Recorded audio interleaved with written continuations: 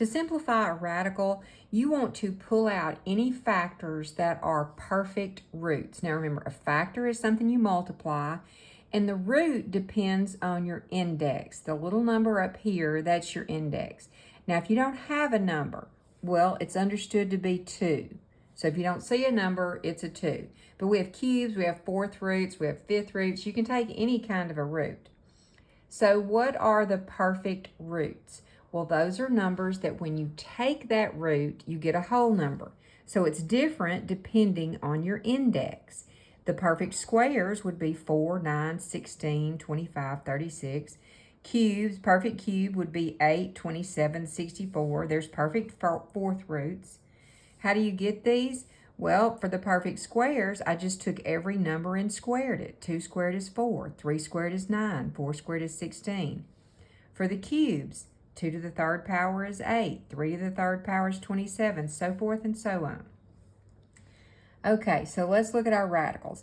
And to simplify this first one, what we want to do is we want to break it down into a perfect root times something else. And people always ask me, how do you figure out which number? Well, since this index is 2, the only numbers I'm concerned with are perfect squares. So what's the largest perfect square that will go into 32? Well, that's going to be your 16. So I'm going to rewrite 32 as 16 times 2. Now, what's the square root of 16? Well, that's 4. And what's left? The square root of 2.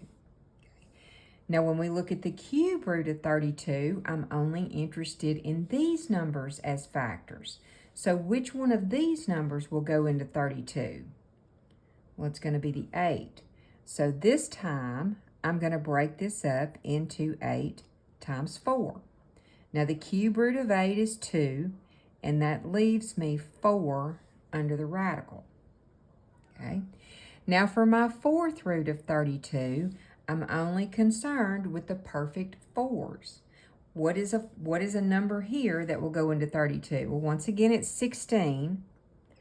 So this part is going to look similar.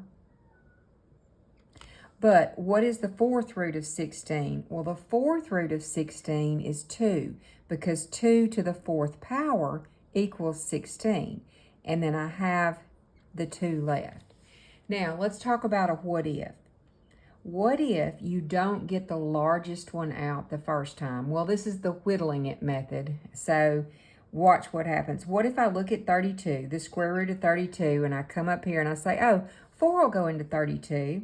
So I just break it up into 4 times 8. All right, the square root of 4 is 2. So now I have this. Well, before you put your final answer down, ask yourself, is there a perfect square that will go into my radicand? That's what the number under the radical is. It's a radicand.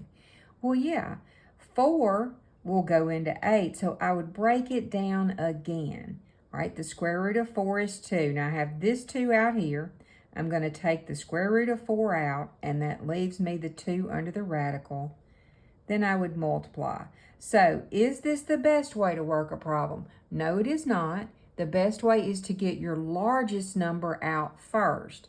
But if you don't, if you keep checking, you'll catch any mistakes or errors before you write down your final answer.